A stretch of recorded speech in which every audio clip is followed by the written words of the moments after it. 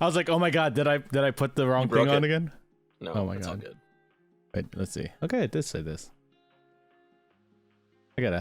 Well, this all stays in. Always. It always, doesn't yes, quite. Why are we both doing the same? Yes, quite. It's because there's just the two of us. I know. We don't have anyone to lean I should have put a fireplace behind us so we could have fireside chat. I don't have a bathrobe. We need gin. I only have bourbon. I have lots of alcohol. I don't like gin. Why did I say gin? It should have been bourbon. I don't know. Why would anybody or cognac? Right? Cognac. Yeah, that's the one. Yeah. Who just a nice snifter of gin? Pour me another snifter of Pine Sol, please. Oh my god. Unless, of course, Aviation Gin wants to sponsor the podcast. So. I mean, we are Canadian, Ryan Reynolds. Ooh. Yeah, but it's an American gin. Yes, but Canadian. I don't think you make gin, and I don't think gin is gin and bourbon. I think are American-only things by their own definitions, right? Ah. Actually, no. What am I talking about? They make gin in the UK. Anyway, as someone who doesn't drink gin, and it reminds me of thinking maybe I should go to the hospital and get my stomach pumped. But I'm 17. Maybe I shouldn't do that. That's what the last time I really drank gin. Oh, I've never been. I've had it once, I think. It tastes like straight alcohol, like rubbing alcohol. Yeah. Yep. Like as if you just thrown alcohol on a pine tree. It's true. That is exactly what it is. That's very, very astute of you. Yeah. And on that, welcome to Geeks with Kids, the bi-weekly twice geeky and thrice cheeky podcast from a parenting point of view. Hello, I'm David, and welcome to my fellow nerd, Erik. Singular. Me. Hi. Yeah. I feel if we're going to start 2022 off right, we're going to have to go. What? I can't read. We're going to need to let go of 2021. And to do that, we're going to have to talk about the last things that came out in 2021. But this will not be an exhaustive list because not everybody, just me, has watched everything, apparently. I could only watch so much. You know what?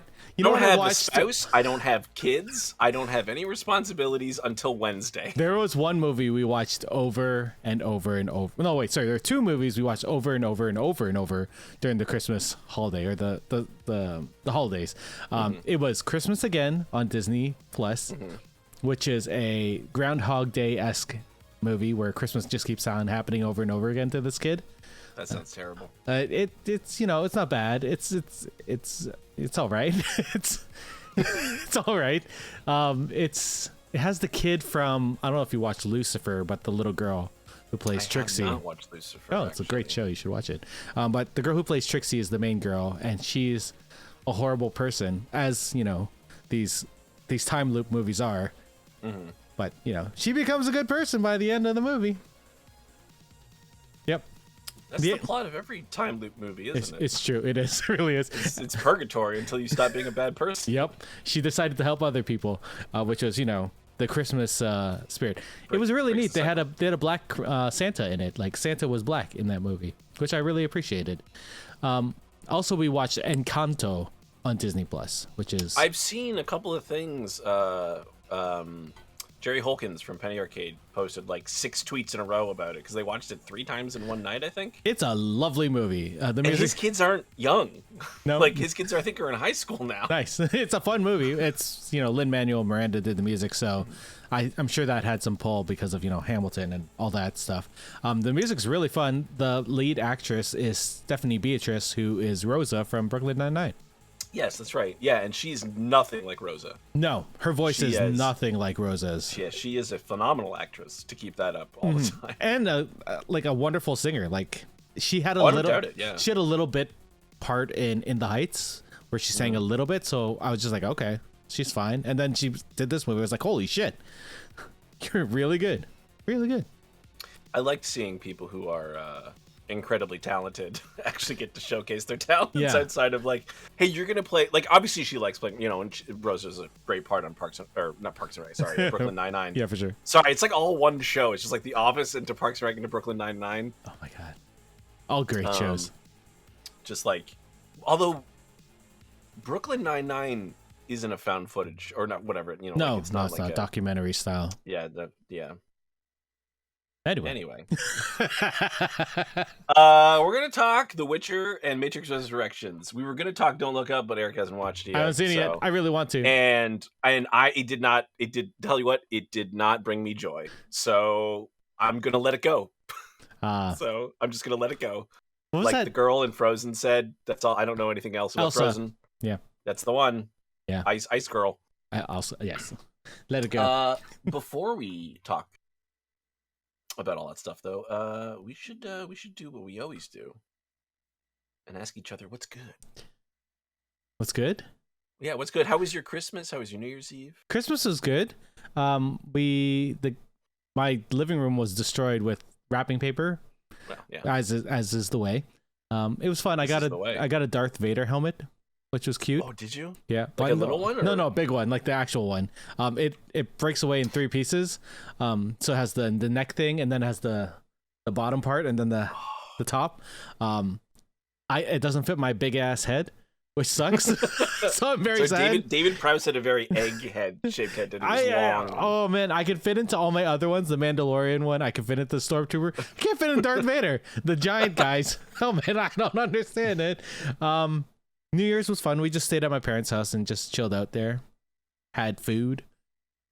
Drank a little bit. Couldn't drink too much. I have children.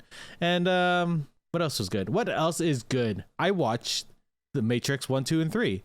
And those movies are so fucking good. Like, they hold up really well. They're very relevant to today. I should have found the podcast where I said that. Did you? Just like I did. Yeah, I don't know. I think it was in October when I rewatched them, but yeah. And just like, I love the idea of how, well, we'll talk about it when we talk about the Matrix, but the technology then versus the technology now, and how they both mirror each other very well. Like, it's crazy. Just listening to the fucking modem sounds is just like beautiful. I feel like I didn't even hear that noise when the movie came out. Really, in '99? I was 56K dial-in. We have nerds in my family who know how to turn that noise off. That's fair. I like the noise. I don't know if people know this. You could turn that noise off. Yeah, that's true. I liked it. It let me know that my connection was secure and still going. Or at least it connected properly, because there would be times when it wouldn't connect, and I'd just be like, fuck. I would just look at the window in my computer telling me it connected. Too lazy. Because if I wanted to, when I was like 13, I wanted to go on the internet at 2 a.m. and, having still 2 sisters in the house, and my mom, don't want anybody to know I'm going to the internet to download Blade 2 or something. It's going to take 13 hours or whatever it is. Yeah. I mean, that never happened. I never did that. Oh, I didn't want the super loud freaking noise. They knew. Like there was the we ended up moving our computer down to the basement. It used to be in my room. And then we just put it down there, and like it wouldn't wake up anyone, which is nice. When it was in my room, I was doing BBS's point system. BBC's something very else. BBS's British Broadcasting Corporation, of course. Yes, it was. But yeah, BBS's back when I had BBS's and stuff. Actually, I don't want to. That's a rabbit hole. Oh, also, what's good? Guardians of the Galaxy on PS5. I got it for like $40. I hope you stream more of that soon. I'm gonna probably play some tonight, maybe. I'm also gonna get Big Brain Academy on my Switch, which I think my kid likes. But yeah, dude, I started doing the jumbles in the newspaper. I'm 33 years old. I started doing the jumbles, doing some Sudoku, and every Discord I said that, like, oh, you're old, and I'm like, first of all, yes, I'm older than a lot of these other people. Yeah, but no, it keeps your brain sharp, man. Yeah. Also, it turns out really good at the jumbles. You should play that Babel Royale. I do. Yeah, I need to play that. It's so much fun.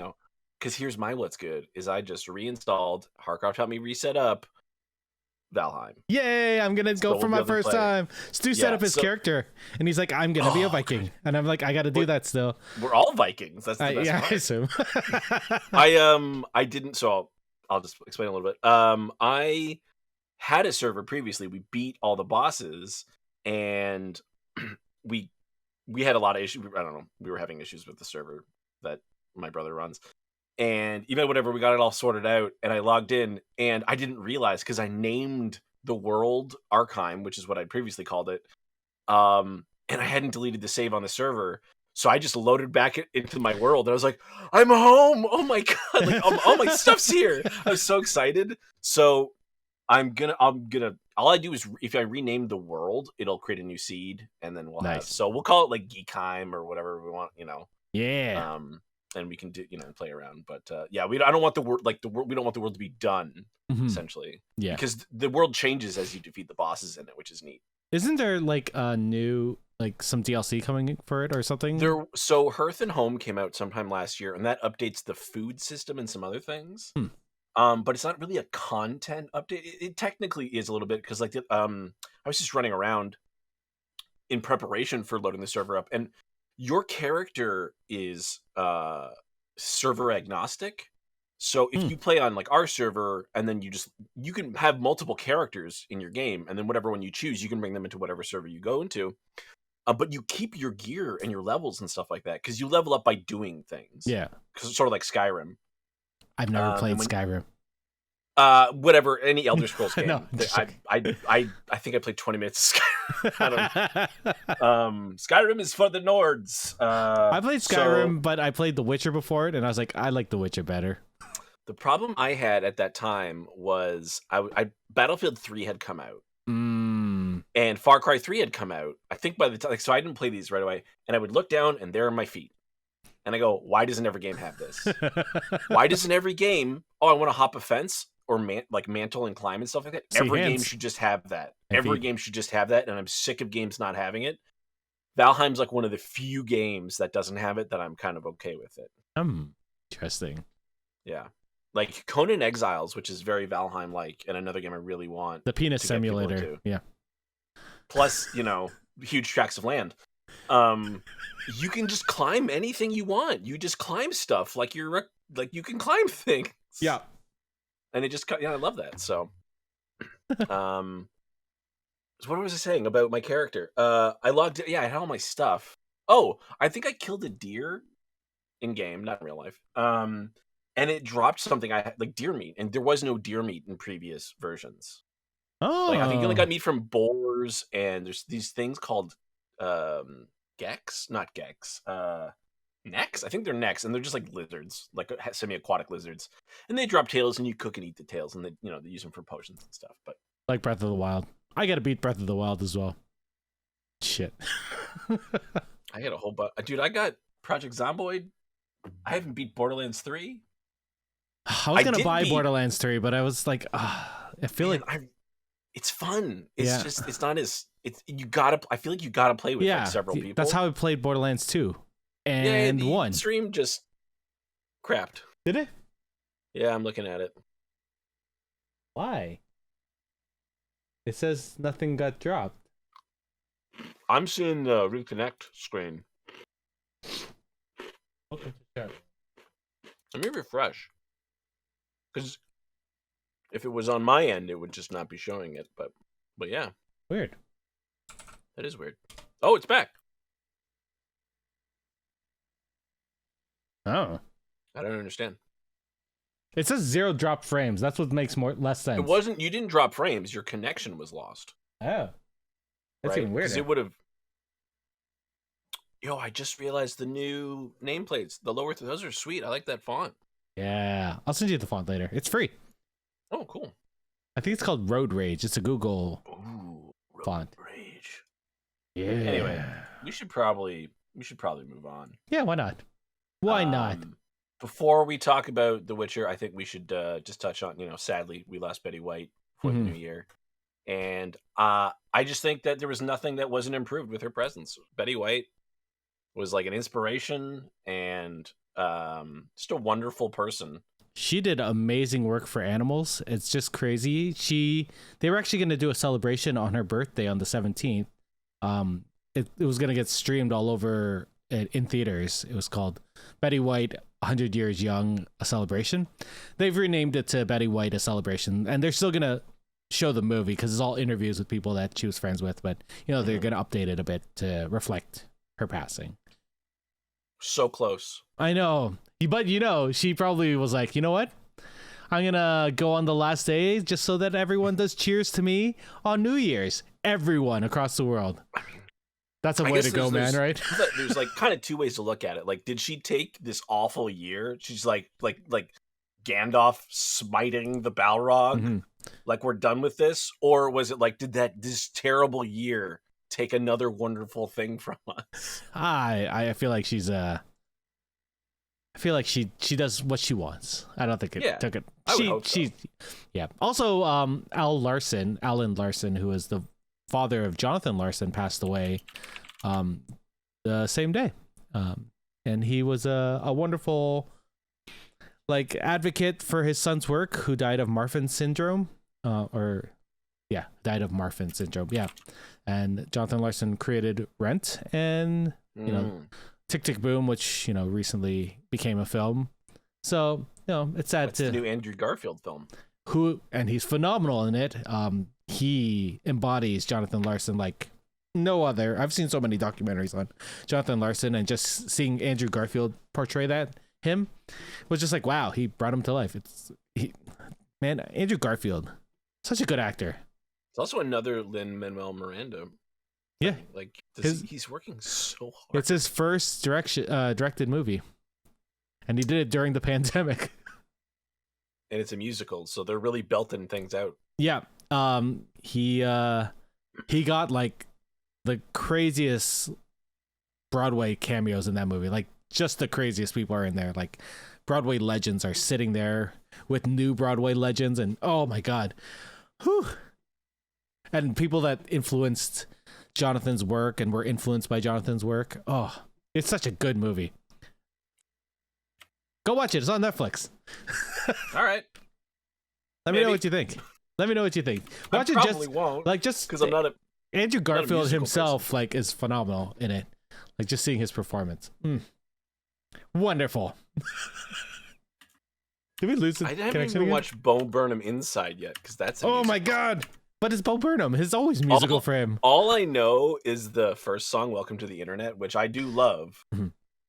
But I think I do songs differently. Yeah. I don't like musicals. I don't want like a song after a song. I just want to I want to listen to an album. Yeah, that's what Inside is. It's an album. Yeah, I should listen to it. There's a song that he does called White Woman's Instagram, and my kids will randomly start singing it, and I think that's hilarious. That's great. And the first time I saw it, I was watching this 1 o'clock in the morning. I just started dying laughing. The whole thing made me happy and sad all at the same time. There's some existential. That's the thing I don't want. I don't. It. This is the thing about Don't Look Up is I can't. What else? Oh, I watched the movie Hawk told me to watch on last Wednesday when we were watching Book of Boba Fett. I watched High Rise. Oh yeah. I can't do any more dystopias, man. It is, yeah. I can't do it. It is dystopia. Like I can do Black Mirror, for some reason. But I can't watch the descent into madness anymore. Like, we're living in it, and I can't. Man, I can't just skip to the end. Skip to the Mad Max part. Well, luckily we watched Matrix Resurrections, which is a mini Black Mirror-esque movie. I wouldn't even say it's mini. It's 2.5 hours, I think. No, by mini I meant it's a Black Mirror movie. It is very Black Mirror adjacent. Oh, God, that movie. What else happened? Betty White. Nothing else happened. The Witcher. The Witcher came out. Yeah. The Witcher came out December 17th, and it premiered on Netflix. Mm-hmm. As all the Witcher things do right now. Yep. It stars Henry Cavill, Freya Allan, Anya. I'm going to say this wrong because I'm going to try to say it too fast. Anya. Yep. Chalatra. Uh-huh. Mimi Ndueni. Yeah. Eamon Farron, Mayanna Buring, Anna Schaefer, Joey Beatty, Tom Canton, Media Simpson, mm-hmm. and Kim Bodnia. Kim Bodnia. I'm probably yeah. I don't know. He's a Finnish Norwegian actor. He was really good. Yeah. Anyway, obviously it's a sequel to the standout first series of The Witcher. This season is nicely in order because it's actually the first season was based on two different novels, which are actually a series of short stories, like sort of vignettes that take place before the main Witcher series. This book is actually like starting to follow the plot. What's interesting though is it doesn't follow the plot directly. It does move some things around, and some of the villains or monsters are made for the show because sometimes it's easier to tell a story from a novel. And they added major plot points, and they removed some, and you know what? I'm fine with it. But they introduced a really good one at the end of the season. It did, and it didn't feel weird. No, either. I actually liked it. It wasn't like, some shows are like, we got to set this thing up for down the line. And you're like, what? And it just like comes out of nowhere. Yeah. This was like, oh no, this is like going to be a problem. Yeah. This is clearly going to be a problem. And we know why it's a problem, sort of, because these things are touching each other. Oh, but by the way, people listening, we're going to spoil shit. Like a lot of shit. Yeah. I think I enjoyed it. You enjoyed it? Fuck yeah. It was great. I think it was better than the first season. It was. I love the first season. I know. But there's some moments here. This one was a little, oddly enough, I think darker. Yes. Well, it didn't seem as disjointed, so it felt on a whole darker, right? It also isn't dealing with the same things, because it's like this season is about Geralt embracing the destiny that is, him with Ciri, rather than like the whole first season is like, I don't want this destiny. It's like, yeah, but it's going to happen. That's the whole point of destiny in fantasy. It's going to happen whether you resist it. So this show was like, I didn't know what was going to happen. I didn't know that they were going to, end up. I didn't know, You know what? I will agree with you. This was darker. But bad things were going to happen to people. This felt like a giant Grimm's fairy tale. That's what it felt like. And which is good. Which is a good thing. Like the actual Grimm's fairy tale, because the books, if you've read them, I'm talking about the people out there, but they're very much based on the folklore of the area, right? So that was the interesting thing, is that the thing they chose for this season is not in the books, but it does fit. It's a Slavic monster. And it's actually weird to me that it's not in, because that creature exists in basically every, not even just Slavic folklore, but basically all folklore. Yeah, yeah. And I think it fit. Like, I didn't even know it wasn't a Witcher thing at first. Yeah. I was like, oh no, this sounds like The Witcher, and I Googled it, and I'm like, oh, this is not, okay, cool. It was in Hellboy, the movie, too, which was, fucking terrible, but this is the remake Hellboy, not the original good ones. Yeah. But I remember seeing Rasputin was was way better, but like fucking like seeing it, I didn't expect it, obviously, because it wasn't in the books. So when I saw the house with the legs, I was just like, what? Oh, immediately I was like, yeah. I was like, holy spoilers shit. From now on, Baba Yaga. I was like, oh, freaking Baba. Although they didn't call her Baba Yaga, it was at Volithmir. Volithmir. Yeah. Yeah, that's a much more Witcher sounding name as well. Like for the way that he's named things. Yeah. I loved how insidious this enemy was. Like, just like, because you didn't know he was a bad guy either for most of the series. You think, oh, this is like some weird, like maybe it's like the djinn again, where it's going to try and twist a wish or something. But the further we got, it was like, oh, this is real bad. And it was great because people who read the book were just like we didn't know. So, because spoilers, I don't know why I keep saying that, because this is all spoilers. Yennefer doesn't lose her magic in the books at all. So the fact that happened, I was like, holy shit, where's this season going? And it made me really excited. And, we've seen so many adaptations, and so many times you're just like, okay, well, they changed this and they changed that, and that was sort of shitty. But this was like all really good and felt in line with what would have happened in The Witcher. It felt like one of those things, because like if Yennefer didn't face consequences for doing what she did, you're like, well, she's just the most powerful. Why doesn't everybody do this? Exactly. Then, right? Why doesn't everybody just happen to fire magic then? If no one's supposed to, but she can, and nothing bad happens, then why can't? Or is it just her that can do this? And now all of a sudden, of course, everybody around Geralt is super special. It's like, no, she did it, and then she lost her fucking magic because of it. Yeah.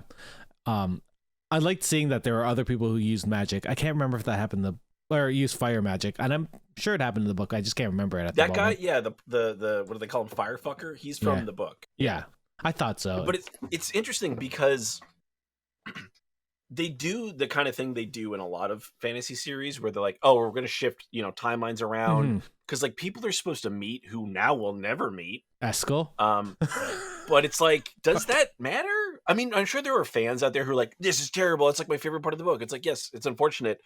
But they couldn't show 30 different Witchers. Just like we only have one Witcher school in this. We don't even talk about the other schools. We don't talk about Eagle or Snake. What, Viper, not Snake. That's a snake. You just have this, as far as we know, in terms of the show, as far as we know, the only Witchers that exist are the School of the Wolf. I hope they talk about the other ones. I really hope so, because Witcher 2, Assassin of Kings, the game, is almost a direct adaptation of one of the novels, and that's an evil Witcher. So is that guy going to be, like just another School of the Wolf who didn't show? Like, oh God, I hope not. Why didn't we see him? Yeah, like, so hopefully, because I think he's a Viper. Well, yeah. Well, in the dungeons of Kaer Morhen, you see the Viper sword that right. It's right beside Geralt's silver sword, which he never uses in the show. So there's actually something I like about this series, because we didn't see him constantly walking around with two swords on his back, which is something that, as someone who likes swords, it's like you just wouldn't do it. It just doesn't make any sense. He didn't do that in the books, though. Yeah, he had no, but the video games made it super popular because they want to do that thing, even though you couldn't physically draw it. Right. With the scabbards, yes, people have developed scabbards you can pull swords from your back. But like, you would just keep your swords on your horse, which he does here, which makes me very happy. And he did in some of the previous seasons, but he didn't need his silver sword. He hasn't come up against anything until really the end of this season when the basilisks. He did fight he did fight one creature, but that creature didn't require a silver sword. No. I think it's only when it's something truly terrible or something strong in magic that needs the silver. Well, it's also supposed to be certain creatures, I think, because like it's supposed to be like all monsters, but obviously not. Yeah. Well, I guess not. I guess if it cuts through something, it's also one of those things to me. It's like, well, they're like, okay, a stake through their heart will kill a vampire. I'm like, that will kill anybody. I don't know if you're aware. You can't survive with a stake in your heart. Do you know if we cut off your head and then burn the body and then throw the head in water and then bless the water, and then yes, that will kill more than just most vampires. Things. Yeah.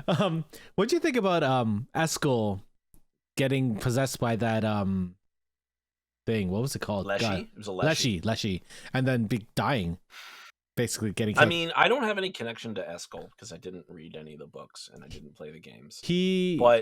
But I think we didn't. I know they wanted to have an emotional payoff for that, but I don't think we get it because we only see Geralt going, he's acting weird. Yeah. I wish we got to know him for a while. Like they should have done the Eskel later in the season. That would have been sadder. Like maybe midway or something. Maybe we just needed a longer season because it was only 8 episodes. Yeah. 10. Just give me 2 more. Have him die a little bit later. I wanted to know him. Like he's supposed to be like a important Witcher. Obviously, we see that from Volodymyr. He's basically Geralt's best friend as well. Yeah. He helps fight the Wild Hunt in later on, which I guess isn't going to happen. We're kind of left with like 2 knuckleheads. We're like the the Biggs and Wedge of Final Fantasy in this game, and I'm like, man. They were in the books, and they did definitely help Ciri train, which the training sequences of Ciri, fucking awesome. I love that. This season really upped its game on production wise, and they fixed the fucking what are they called? The Nilfgaardian armor that doesn't look like a fucking ball sack. Yeah. At first I was like, why is it gold all of a sudden? I like it. Like, it looks nice. I was like, am I crazy? Why are they wearing gold armor? But it's like, no, they just, they made it nicer. Yeah. Also, they made God, I almost called him Dandelion. Jaskier. Yeah, his coat, his dude, purple. Then he has a feather hat. That's like straight Matrix right there. I was like, what the hell? What? I'm like, I guess it makes sense. I guess you could have that if you wanted a big leather coat. Yeah, he had a purple coat in the books, so it was nice seeing that. It kind of, it's kind of like a pimp coat, isn't it? He looked like Prince. Like he did. Let's be honest. That's what made him awesome. Joey Beatty is ripped. Yeah, he is. Like he's like, I was like, there's a scene where he goes to bathe, I'm like, what the hell? Why is this guy can't fight, right? Did you tell me this character can't fight, but he's this muscular? Playing instruments is very, Is it? mus- Is he, if anything, but the thing is, he's got too many muscles to look like a drummer, because drummers are usually like very lean, right? If anything.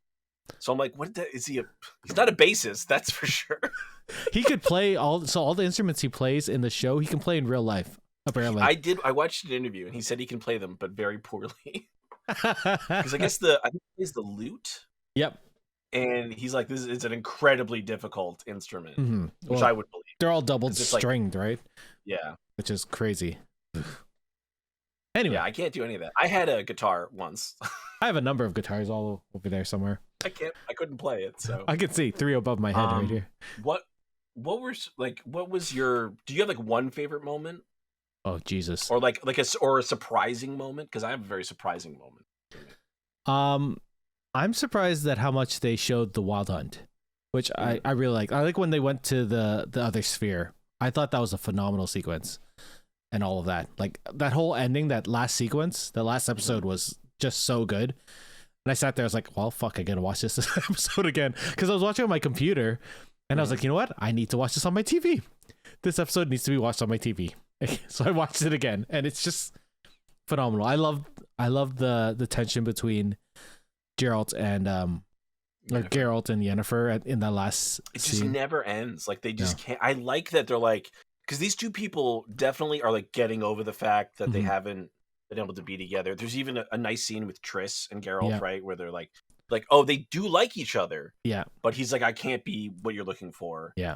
I'm sad that we didn't get much time between those two characters. Like I feel like I didn't expect to see them together at all. Well, like when she showed up, I was like, what the hell? What? There are times in the books where I believe that him, Triss, and Ciri are training together. So I expected it, but I expected more of it, I guess. I feel like they also made her look less like her and more like the way people want her to be depicted. Like she had way more makeup on. You couldn't see her freckles anymore. She was way paler, and she's not a very pale person to begin with. No. And you could definitely see the red in her hair. And I was like, why are they listening to this criticism? Like, yeah. Or maybe they're not. Maybe they actually wanted to go that direction, but it just felt weird to me that like there were a lot of little shifts like that in this show. I didn't notice that, to be honest. I did. It was very stark to me. I was like, wait a minute. I noticed the red in her hair more because I remember thinking last year, like, oh, she's more brown haired. That's a little weird, but whatever. Because I thought she was good as a character. Yeah, exactly. Yeah. Even now, it didn't look that bad. So. No, it all looked natural, but it was just like, again, like these little changes, which most shows won't do either, right? Like they don't want, like changing the Nilfgaardian armor is kind of a weird like retcon. But you could also be like, well, no, these are new troops. They've got new armor because they've taken over. They've been here. They're entrenched. Whatever. They're you're going to make new armor with your new blacksmiths. You're just going to use the metals you have. Yeah, maybe they have better materials on this continent than over in Nilfgaard. Oh, whatever. I don't know. Different smiths. The most surprising thing to me, and it's more of a meta thing, was I didn't know Graham McTavish was in this show. And that I didn't know he was going to be in it either. He was just going to show up and just like not wear a shirt and start flexing. And I'm like, what? Like this is Dracula from Castlevania. Yep. And I was just like, what is good? What? Like this is great voice actor. He's done plenty of like normal, what do I say, like on-screen acting roles, but he does a lot of really good voice work. And he plays like, I don't know if Dijkstra is insane or not, because he's playing it so well. He's definitely eccentric. He's phenomenal in that role. He's so good. Just came out of nowhere and starts chewing the scenery. And I'm like, what? I was so surprised, very happy. Because he's also, I thought he was a mage at first, and he's not a mage. He's the head of Redanian intelligence, which is the name of the episode he appears in at first. And I like that the show isn't trying to be Game of Thrones, but it is trying to go, listen, there's a lot of political maneuvering going on here because that's what happens when a war breaks out. And that's what happens when, a peace is made and everybody's worried about Nilfgaard and everybody's worried about, okay, where are all these elves going? And I really like how they're focusing on the struggle that the elves are going through. Cause I don't know how much the book delves into that. They do. I feel like it's talked about. Yeah. But we've got POV characters in Philavandrel and his, I guess, wife, even though they don't seem very close at first. Yeah. But the king and the queen of the elves. And last So good. season, when we saw Philavandrel, he was not. Oh, he was the king of the elves. Sorry, I'm thinking of there's a prequel that they brought it. So if you actually liked Witcher 2, dear listener, and you want more Witcher, there is an excellent animated movie so good. that was made by the folks who made the Netflix Castlevania and features a lot of the same voice cast, called The Witcher: Nightmare of the Wolf. It was released August 23rd of last year, and I struggled to get through the first half. Really? But the second half, yeah, it was kind of slow. Not a lot of action, a lot of talking, a lot of setting things up. But as soon as as soon as you hit the half, like the 50% mark, it just it goes and it doesn't stop until the end. And it tells the story of Vesemir. At the very end, you get a nice little baby, well, not baby, but like a 6-year-old Geralt. It was really sweet, and it was cool to see like a Witcher origin story. Yeah, and it's a different Witcher, because like even Geralt, it's not his origin story. What we see. Which I like, that we're not just doing the normal superhero thing, but seeing Vesemir go from all right, I'm just a Witcher, whatever, doing my thing, to here's how the world's changed. And it explains a lot of what happens in this series. It's what I really wanted in the prequels from Star Wars. It's the height of the Witchers, and then we see their downfall, or at least one school's downfall. And the Witchers aren't just bickering amongst themselves about how to not interfere with the galaxy. Yeah. Fuck. We need what trade about routes. the Wookiee situation on Kashyyyk? Yeah. Yeah, let's just send Yoda. He's fine. He's friends with them, right? Yeah, let's do that. Good relations I have with the Wookiees. The guy who played Vesemir in the animated one was really good. Who was he? Theo James. He's from those bad movies. What are they called? He's in some of the Underworld Divergent. movies. Divergent. I think he's in the last 2 Underworld movies, also playing a vampire. I've not seen that. Sorry, he doesn't play a vampire in the... No, he does. Yeah, he plays... No, he's not a vampire in Castlevania. He's the guy who's he's one of the makers or whatever they're called, the Smiths. He was kidnapped. He was 4 in Divergent. I guess 4? I've never seen him either. Divergent. He was also in Castlevania as Hector. Yeah, Hector. That's it. Yeah, he's like a smith and he works for the vampires. Really good. He's really good. So good as Vesemir. I bet he's one of those actors you're like, I bet he does really good Shakespeare, and I bet he does it a lot, and we don't get to see it because we're not in the UK. Yep, that's true. Oh man, we could have seen Tom Hiddleston and act on stage. Oh fuck. I mean, that would be phenomenal. Is there anything else you want to say about The Witcher? I really like it. Everyone needs to watch it. I can't wait till next season. I can't wait for Blood Origin to come out. They had the trailer at the end of those. Yeah, so we can all look forward to more Witcher goodness. There's a prequel miniseries set 1,200 years before the events of the television series, which will shed light on some of the goings-on and origins of certain... I'd call them orders, like the Witcher orders, because the show will be about the first Witcher. Yeah, it's called The Witcher Blood Origin. It will release sometime this year in 2022, apparently. Oh god, it's 2022. Fuck, I keep forgetting. Yeah, it's 2022. And presumably, we know we're getting more Witcher now. Yeah. They said they've got a 7-season plan. Yeah. So season 3, I would imagine, is going to come out in 2023. I'm hoping it comes at the end of this year. Apparently, they're going to try and filming soon. So I hope so. Clearly, big productions have figured out how to deal with. Well, maybe not anymore because Omicron is more airborne. Yeah, it's a different beast. I was planning on going to the States sometime soon, but that's not going to happen. I'd like to play D&D in person with one of my friends again. It'd be nice. I would like to, yeah. I was supposed to start school. I mean, I'm starting school. Yeah. Again. Virtually? It won't. Yeah, it will be virtual. Goddamn. Which I'm actually kind of relieved about, to be honest. But everything else, I want to be able to, go to the store normally. Yeah, I agree. Anyway. All right. So Blood Origin, sometime this year. It has Michelle Yeoh. Michelle Yeoh, yeah. Looks really good. It looks so good. She's an trailer, elf. She's a badass elf. I think they're all elves, but one of them actually. I wasn't really paying attention. All I saw was Michelle Yeoh, and I was like, I have to watch her in this trailer. Just her. Also, they do elf ears really well in this show. They don't look just like little clips or whatever. They look good. Yeah. Some shows do not do a very good job with elf ears. This show's done a good job. Damn. Yeah. Yeah, sure. All right, Eric, do you like robots? Oh, fuck yeah. Who doesn't? Well, good, because there are a lot of them in The Matrix Resurrections. Oh my god. No, yeah. it's Resurrections. No, I wrote Resurrection. It's The Matrix. The Matrix Resurrections released on December 22nd of 2021. It's directed by the returning Wachowski Lana. It's written by Lana and David Mitchell, who is not the British comedian, but who is a British person, and Alexander Heman. Both of them worked with Lana Wachowski on Sense8. Actually, makes sense because the whole cast of Sense8 is in this movie. The whole cast, pretty much. I think they had pretty much everyone. I think they might have missed one or two. So it stars a returning Keanu Reeves, Carrie-Anne Moss, but has a bunch of new excellent face. I guess not new to Eric and Sense8 fans, but Yahya Abdul Mateen, Jonathan Groff, who I loved in Mindhunter, and I loved them in Spring Awakening. We'll never see any more Mindhunter. Jessica Henwick, who we found fucking out amazing, was holding out. She was amazing. She's been holding out to return, hopefully, as Daughter of the Dragon. I can't remember the character's Colleen name. Wing. That's right, because I started rewatching Daredevil. Me too. I'm not rewatching Iron Fist, dude. Nope, I'm not doing it. No way. I forgot there's some amazing actors in there doing an amazing job, but I'm not going to do it.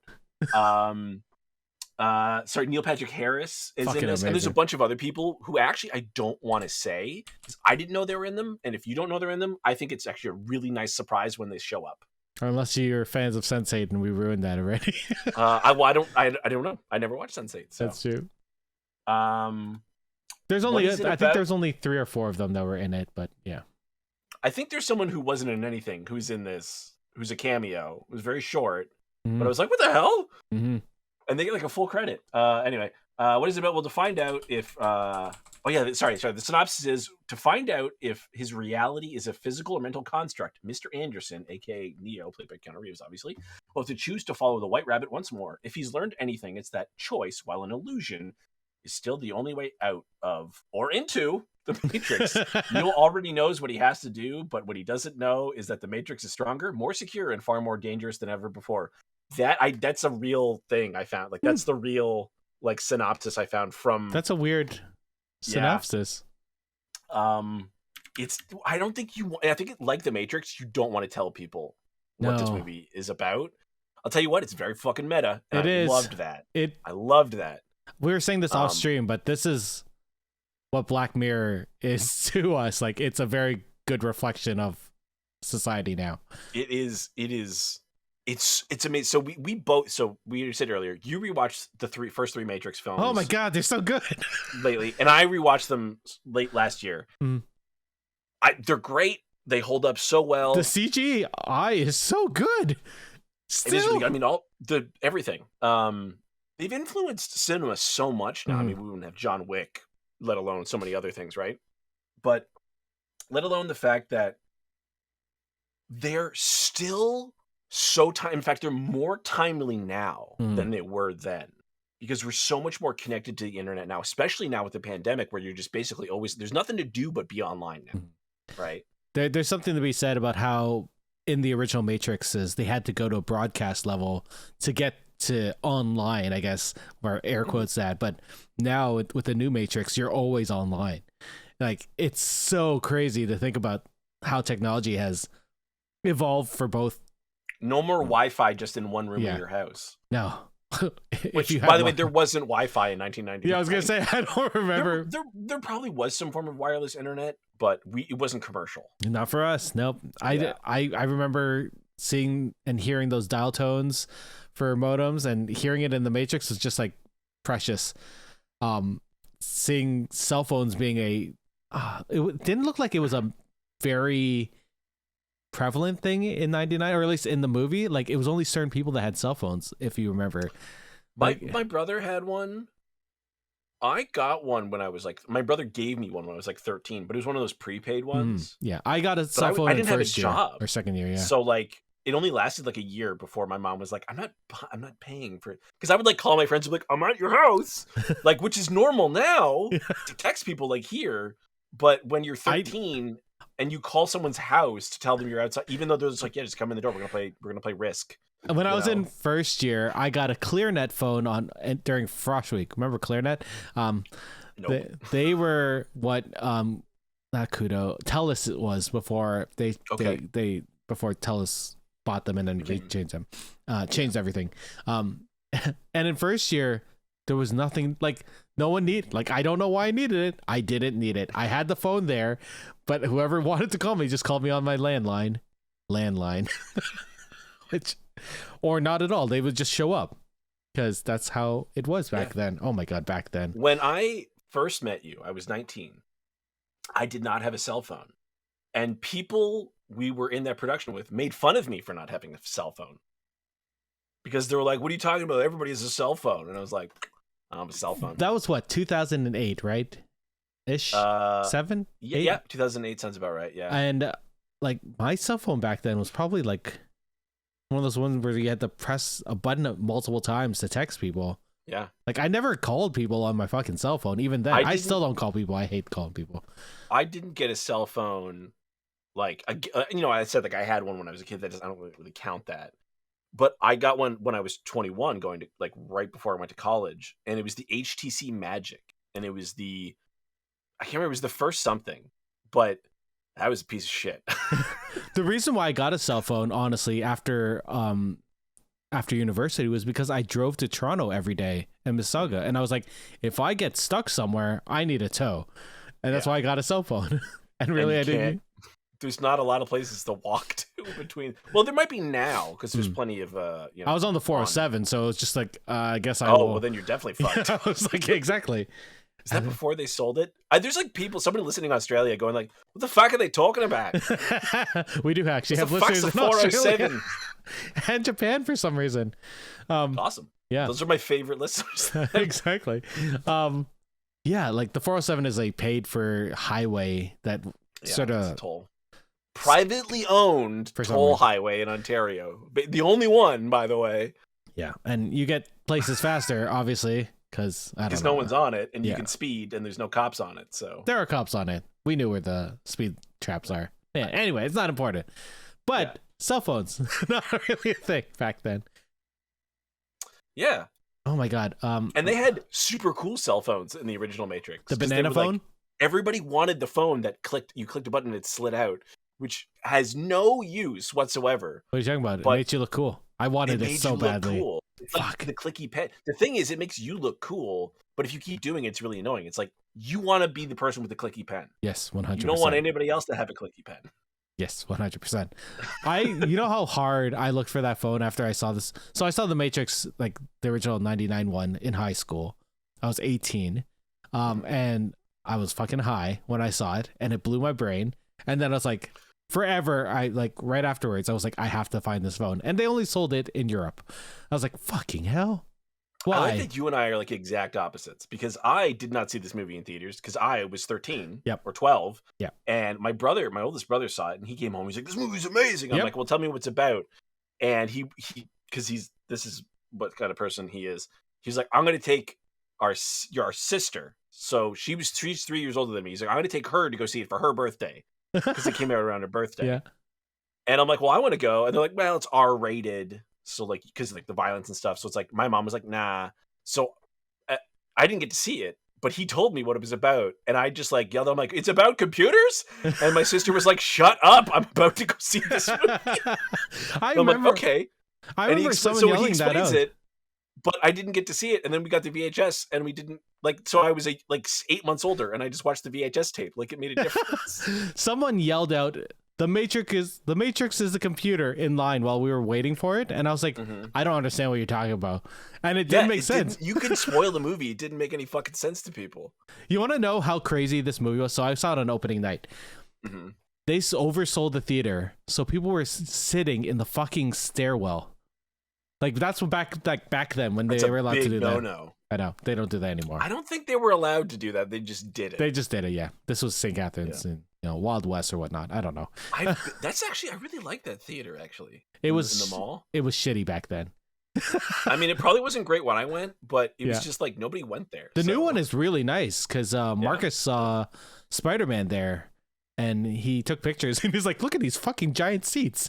There's What no did I one see here." there? I saw Paul there twice because I saw it I was in college. You And saw I saw Paul it once, twice, and I paid for all my friends to go because I was like, guys, this movie, you're gonna love this movie. Like, well, I was always buying them. So I was always buying them lunch. I would be like, well, fine, like you guys don't blah blah blah. Let's play a game of euchre because we played at euchre all the time. Yeah. And I'm like, winner buys lunch, and they'd be like, all right, then they'd win, and I'd be like, oh no, I lost. So now you have to hang out with me some more.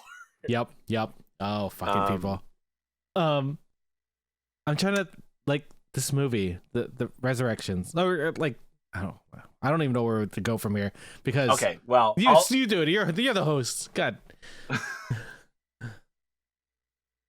Neo is stuck in an endless. So I'm going to Are spoil. we spoil? Yeah, I'm going to spoil the movie now. I don't know what else are we going to say. What else are we going to say about this movie? Like, hey, go see it because we can't explain to you what it is. We both loved it. It's super meta. If you don't like meta things, maybe you won't like it. But then you probably don't like the original Matrix. I know people that did not like this movie, and I was like, I don't understand how. The thing to me is that like I love meta things, but what we were going to talk about Don't Look Up, I can't stand Don't Look Up because I don't even know if it's meta. It's just an analogy.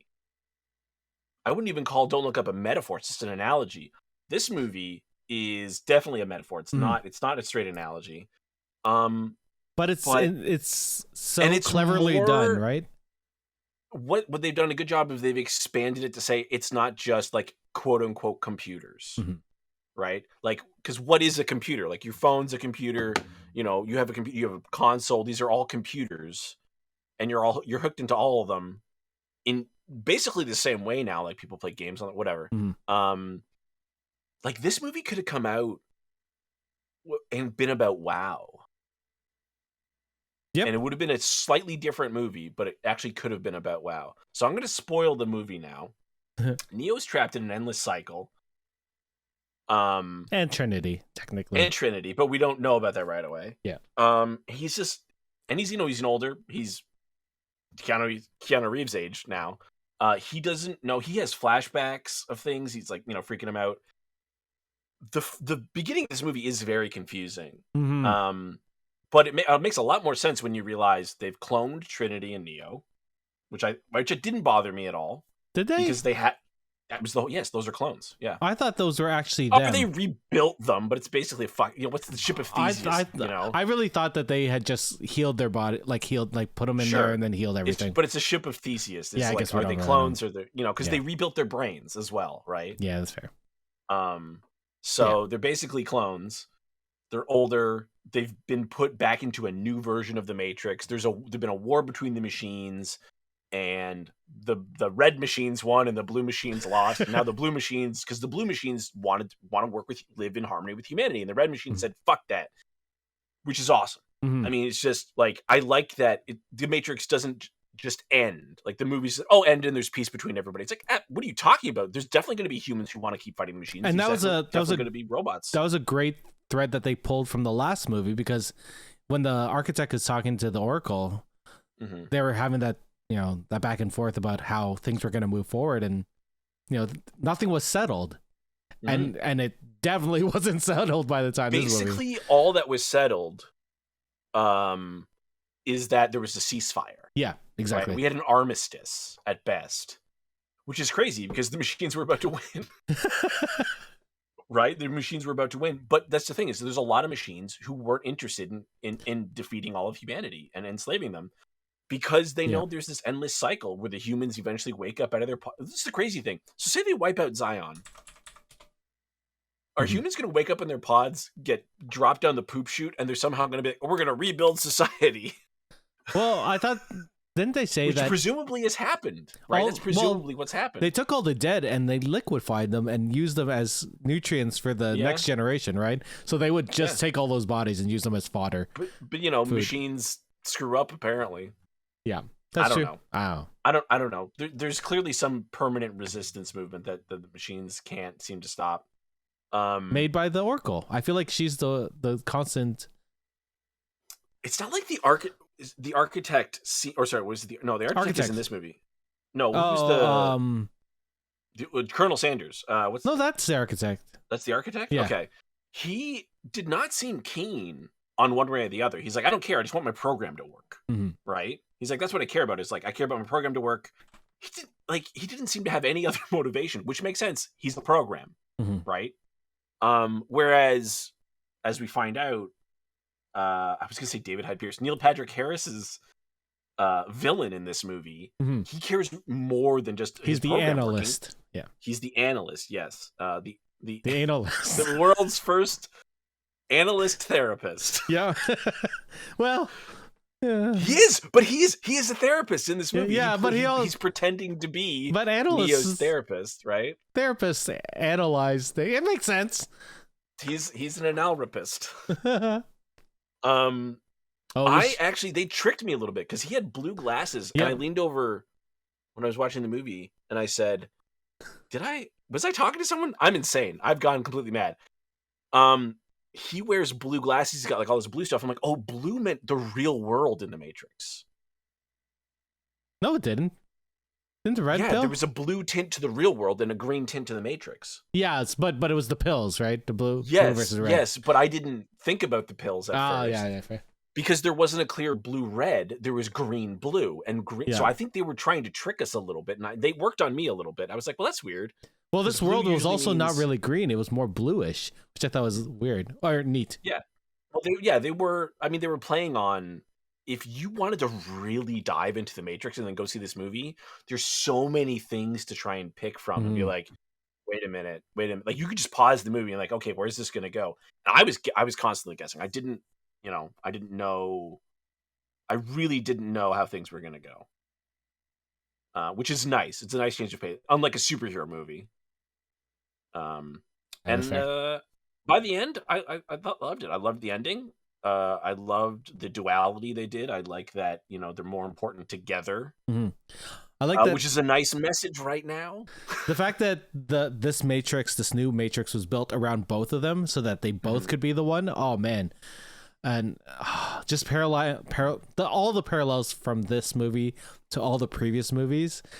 Like I thought it would be a little cheesy because of just from the trailers, and then they were intersplicing like old scenes. I loved it when it actually happened in the movie, which I thought was neat. The only thing that really confused me was when Christina Ricci showed up, and I was like, okay, I guess the cameo I was talking about. Like, why is she? What? Oh, I thought you were talking about a different one. No, I was like, what? Because she has like one line. That she's gone. And then she didn't come back, and I said, no, bring her back. I want her. Why is she not in this movie? I don't understand.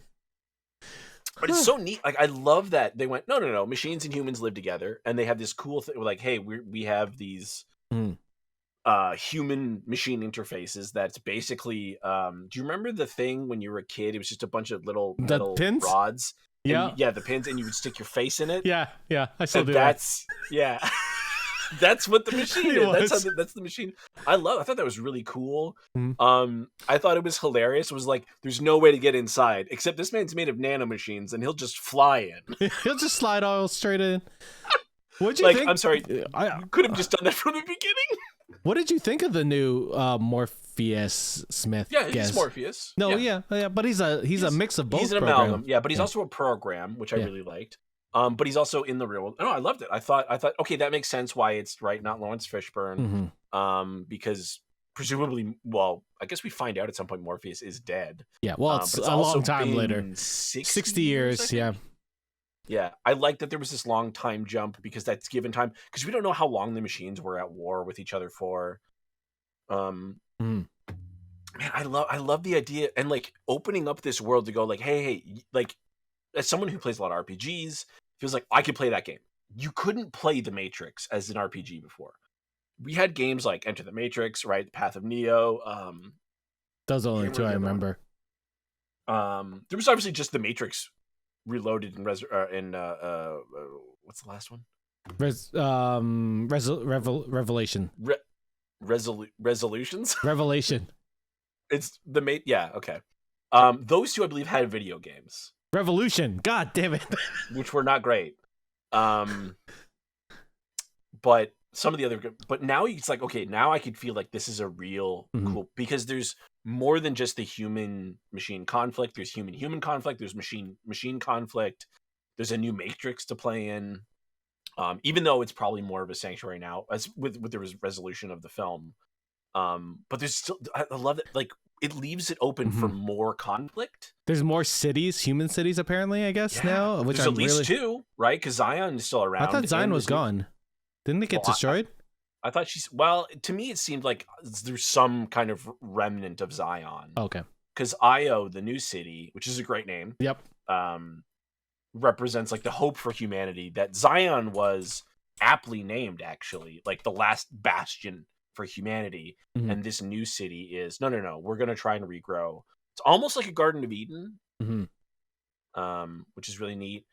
And the fact that because the machines can help them, they can bring back things they didn't have before. Like they can grow, like, specifically strawberries, right? They're like, oh, we can take the code, which is based on real life, and then, you know, whether or not those strawberries taste like real strawberries. Well, it's like what Mouse was talking about in the first movie. How can you tell what chicken really tastes like? Right. Maybe the computer thought that this is, anyway. I know when I put this steak in my mouth, a computer's going to tell me it's juicy and delicious, which is, it's the same thing. It is the same thing. Yeah. Right? Your brain is releasing the same chemicals. Oh my God. But the difference is those strawberries actually provide nutrition, and you're not being pumped full of baby goo or whatever, amniotic fluid in a big red egg. What did you think of Bugs sort of being a really central character in the movie? Like, from the trailers, I didn't expect her to be sort of like the driving force of the film. But in this movie, she was sort of like the hero that's not, our original characters, which I really enjoyed. I like, she's kind of a maverick, right? Which is always nice. And that's very much in line with Morpheus. She reminded me of Niobe a lot, actually. Yeah.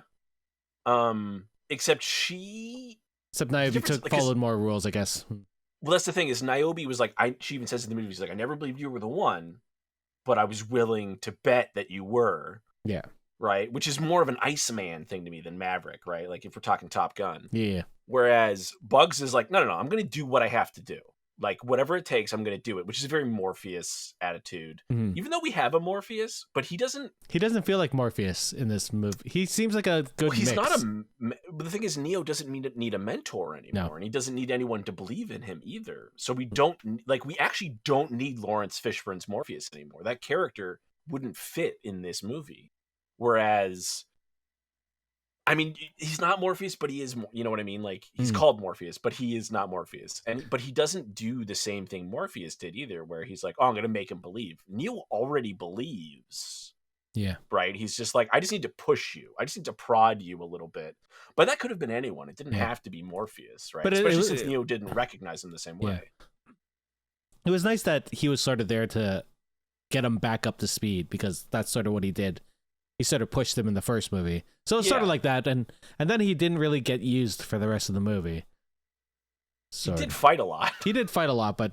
And he was crucial to turning into a bunch of dust and flying into a drainage pipe or something. Yeah.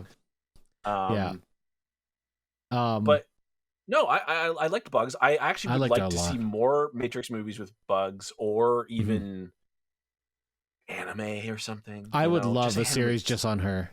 Jessica Henwick is phenomenal. She's even in that Blade Runner animated show looks terrible, I haven't watched that yet. But is voice acted. So, I think I like her better in this than I did. I mean, Iron Fist just was bad overall. I liked her in Iron Fist a lot. Actually, she was good in Iron Fist. She's the best part of that show. I can't remember. David Wenham just plays an insane person, which was great. True. That was good. But that was it. And like, everything else about the show, unfortunately, sucked. Terrible. She was also good in Star Wars, I guess. She was in Star Wars? Yeah, she's one of the pilots in... Don't say episode 9. No, episode 7. She's the Asian pilot at the end. I mean, that's not a role, per se, right? Yeah, does she even have speaking lines? Yes, she does.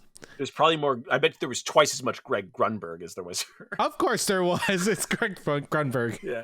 He's best friends with the director.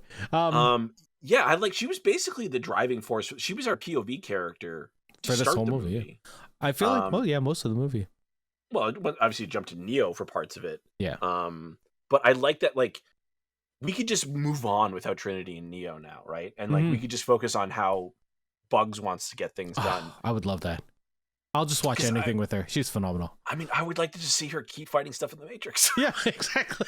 I do like the idea that I guess like this movie's more than just a setup. This movie's a very good movie and has a lot of commentary on our lives.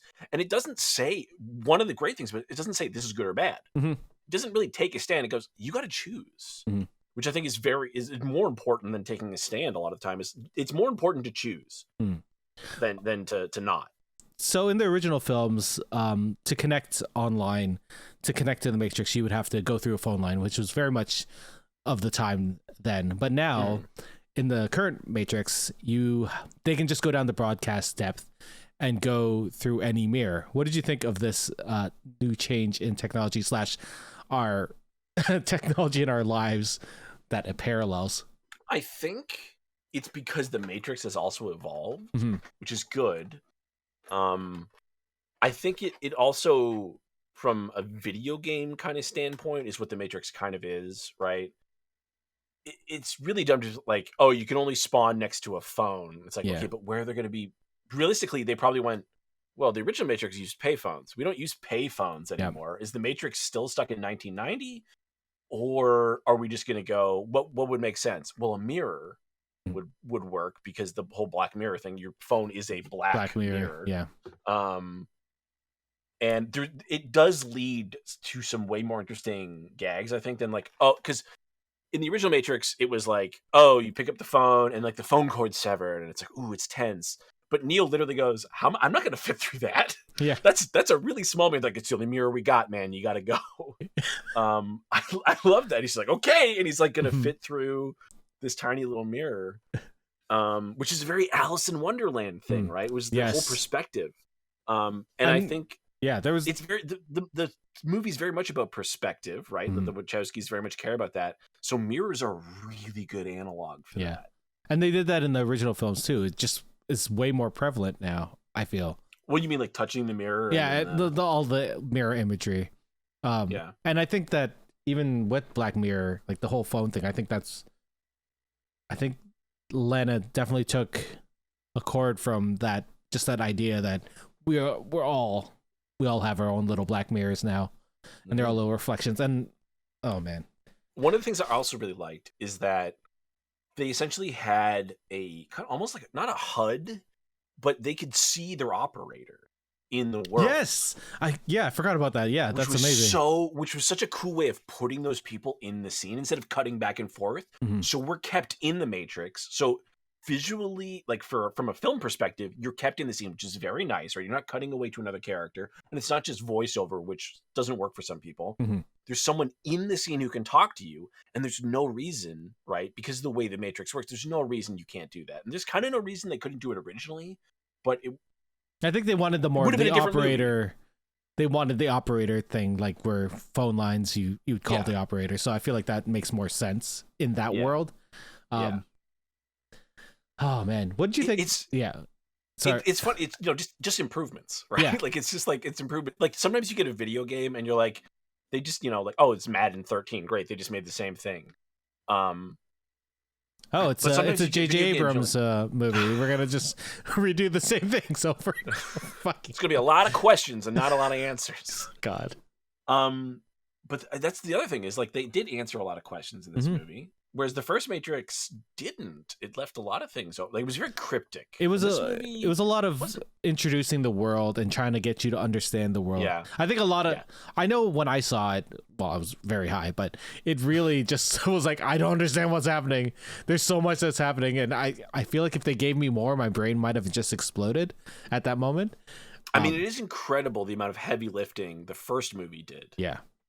For everything else. Maybe that was a problem for the sequels, is that they just did too much in the first movie. I don't know. I really like the second and third one, like way more now than I was really hard on it when I watched it the first time, and I don't know why. The third one I don't like as I definitely like. It definitely goes 1, 2, 3 in terms of the original trilogy. Yeah. But I think this is the second best Matrix film. Yes. It goes 1 and then this 1, 4, 2, 3. Yeah. You couldn't say 4 is better than 1 because you don't get 4 without 1. And I mean, 1 is unbelievably good. They're like 1 and 4 are parallels to each other. Like it's just they're great bookends. mirrors. What did you think about? We had a couple of returning characters from the 2 and 3 in this movie. A little bit older, a little bit more. Some of them a little bit more. It was grungy. Unnecessary. You know, like the Merovingian. I was talking about. I loved the Merovingian. Yeah. Oh, I mean that's like that's a gag though, right? That's a great gag.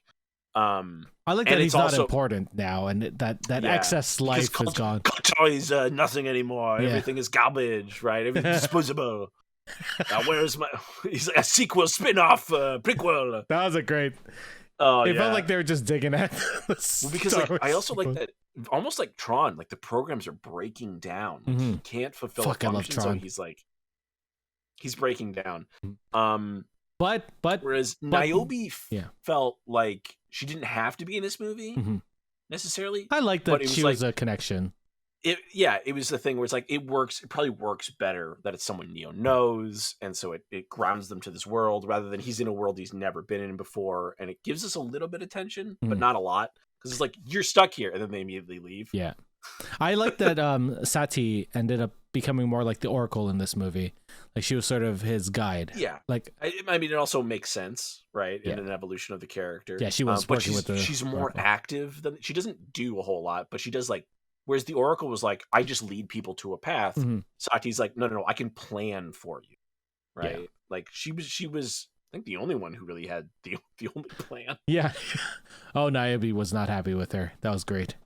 But Niobe also was like still stuck in some of like the Zion mindset where it's like we can do this or we can do this and that's it.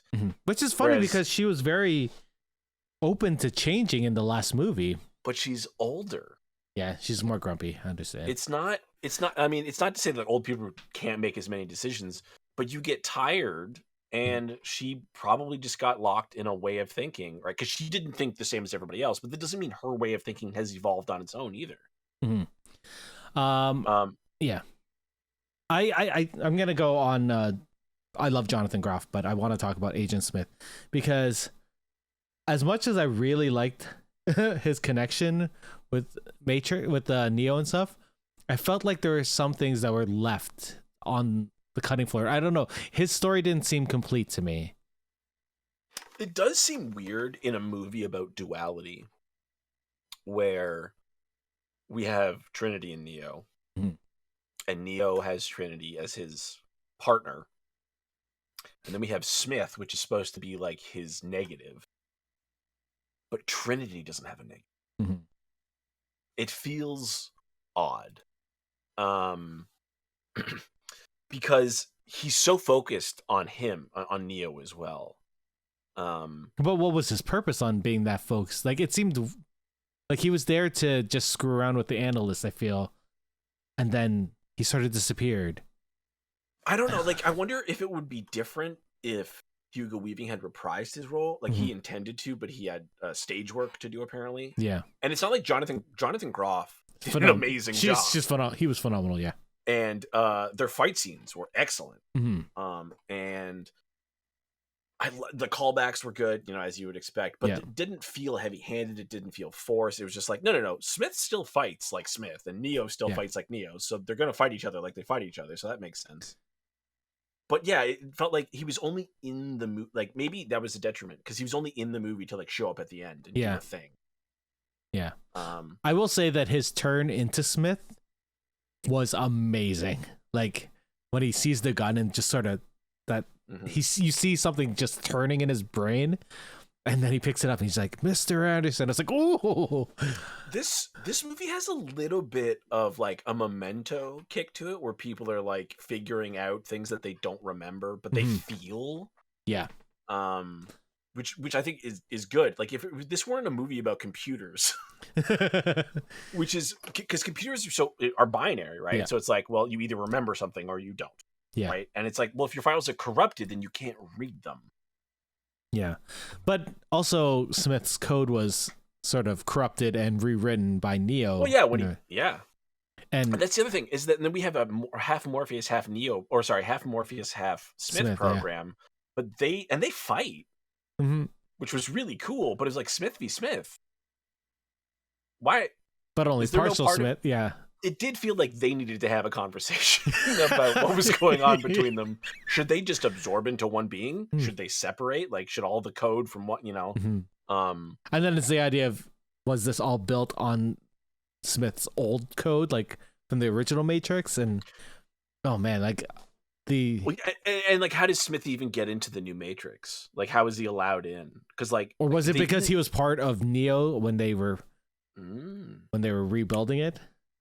Yeah, because it's been 60 years since the original Matrix, and that one was just shut down. It seems like they just like migrated servers, and put everybody in this new Matrix. Archive 2, and it's working better as well. Is the thing is like, oh, because there's a whole thing about like emotions, which was very meta and very like on the nose for our current political climate. It's like making everybody angry really works well, builds a lot of power.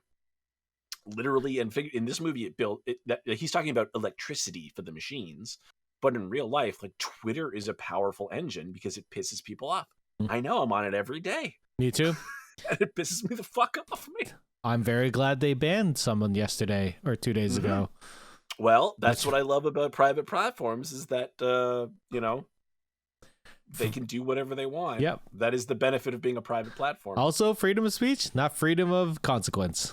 It's also freedom of speech against the government, not other people. Yeah, exactly. Anyway, we don't have. We're in Canada. We don't have freedom of speech. No, we have our Charter of Rights and freedom of expression. Yeah.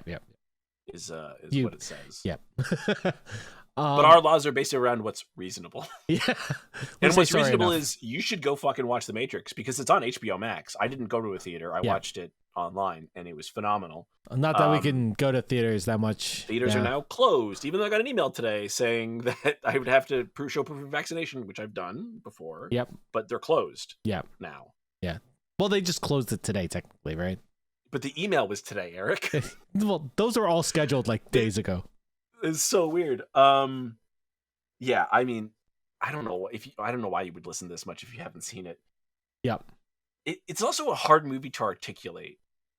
I need to watch it again. I should have watched it again actually before the podcast. I would have done a better job. I've watched it twice, but I didn't watch the originals until just the last day or two, and I feel like I should have watched all three of them and then this again, because I feel like that's like you have to watch.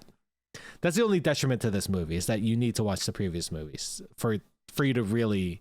It would be better, yeah. I don't think anyone who just jumps into this would like it. It doesn't. Like I've only seen John Wick. Do you think I should watch The Matrix? No. No, go watch the original 3 first. Yeah. Like this one is very reliant on the first 3.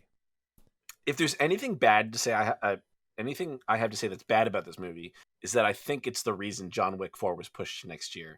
Well, 100%. I'm very disappointed because they were originally supposed to release on the same day. That would have been amazing. I would have loved that because I love Keanu Reeves, man. Could you imagine? Because we had Bill and Ted earlier this year, which was amazing. Or earlier last year. Oh man, it's so good. Yeah, I'm gonna watch that. It's on Netflix. You also have to rewatch the original Bill and Ted films, but yeah. You know what? You can watch the third one and not watch the first 2. It's still quite good. Yeah, but you feel better after watching the first. William Sadler and stuff like that. You gotta.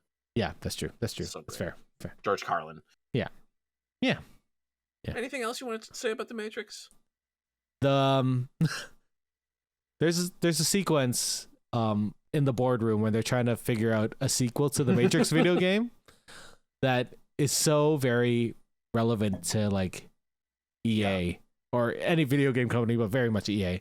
I would say also somewhat Activision. Activision for sure. And it was just so on the nose and so on point. And then they bring us another at end of the credits sequence where they're still brainstorming, and it's just so they did it good. To me, that waiting through the credits, obviously I skipped through them. Not worth it for me. I don't think that joke landed well enough for me. I thought it was funny, but I wish Christina Ricci was there to say the joke because she makes no sense in that movie. Yeah, she literally shows up for one fucking line. I'm like, what the fuck? There's something else I wanted to say about the video game thing, but what was it? I don't know, but it was really funny. I liked it. I probably should have explained that in the Matrix now, The Matrix is a trilogy of video games, I and thought Neo made them, which was a really cool. I like the idea that Neo, as we see him, is not how he looks like in that world. That was an interesting take on it. They're hidden. Yeah, they're hiding everybody because it's an avatar. Yeah. And I wonder if Trinity had a different, because that was her self-realized self, right? Her as Trinity. Yeah, and Neo. We never saw it for her. I do feel like there could have been, like, there was probably stuff, probably wasn't filmed, but stuff that they definitely talked about in the writer's room. They're like, well, Trinity deserves all this stuff too, because she is important, and we know that from the last 3 movies. Yeah. But we're just not going to do it. Yeah. This movie would be 4 hours long. I can't wait to get the Blu-ray of this and listen to the director's commentary or the behind the scenes stuff, because how Lana made this movie is, it's just so in a really impressive way, they didn't try to just recreate shots from the original, and they didn't try to one up their effects before, because with CGI now you could basically do whatever you want, right? And they're obviously, the Wachowskis are huge anime fans, which is what inspired the Matrix cinematography originally. This movie doesn't feel as anime. This movie feels a little more like, quote, normal. Yeah, no, I agree. Normal Hollywood. Even the action sequences, like the fight sequences, didn't feel like.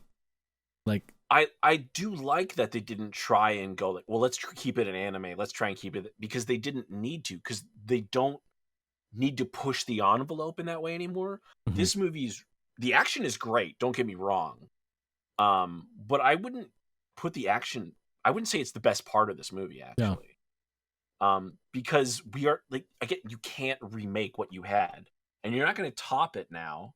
And the fact that they did it all in camera before and now it's CGI wouldn't mean anything. So I like that they didn't try to, like, well, let's just do what we did, but with CGI, and it'll be good, right? It's like, no, it won't. It can't be. You can't measure up to what you already did. You already broke that mold. So why go back into it? Yeah. Yeah, I don't know. I don't know what else to say other than go see this movie. It was one of my favorite movies of last year. Also, I think watching it, if you can watch it on HBO Max, that would help, because obviously it's basically not playing in theaters because of Spider-Man. Because people seem intent, and not really anything against it, but they seem intent on making Spider-Man one of the top films of all time, which it deserves to be. It's a fantastic film. But did we talk about it on this? We talk about Spider-Man? We did a whole podcast about it. I can't remember. It's been a long time. I'm very tired. That's why, we did a whole show about it and didn't talk about anything but Spider-Man and how great it was. So if you missed it, that was, I believe, was that our last episode? Fuck. That was our last episode, I think. God damn it. So anyway, what about you, dear listener or viewer, if you prefer, if you're watching? Thank you for watching. I did this for you. Yeah. What are you looking forward to? If you want to share your thoughts, you can, first of all, get in the comments. All right, get in the comments. We got YouTube. We're on Twitch. We're on Twitter. We're on Instagram. We're also on geekswithkids.ca. Yeah, because you can just send us like a straight thing there. So if you want to be like, "Hey, Dave, you're beautiful," there have been emails like that. This is the first time hearing about it. I want to know what if people want to see a Matrix sequel, or if this is a good ending. Because I would say it's a good ending, but I would also like to see sequels. I want to see more too. Like, I'm really interested. Yeah, I would be fine with it being the end, but I want to see more. And what are you looking forward to in the next season of The Witcher, or even the Witcher prequel? What are you hoping to see? Because I don't know anything about that stuff. It's not in the books. I would love to know. Blood Origin is all new. Yeah, that's what blows my brain. It's all like appendices stuff, which I love and all, but it's like turning the Silmarillion into a movie, which will never happen. I hope not. It will never happen. They might make it into a TV series. It'd be a good video game. Yeah. Well, it's all different stories, so I don't know. It's not important. That's what I mean, yeah. Anyway, thank you so much for joining us on our first episode of 2022. I hope you had fun. I did. Yeah. And, I want to say, thanks to my fellow geek here, Eric. Yeah. Because otherwise, you would have been just listening to me, and nobody wants that.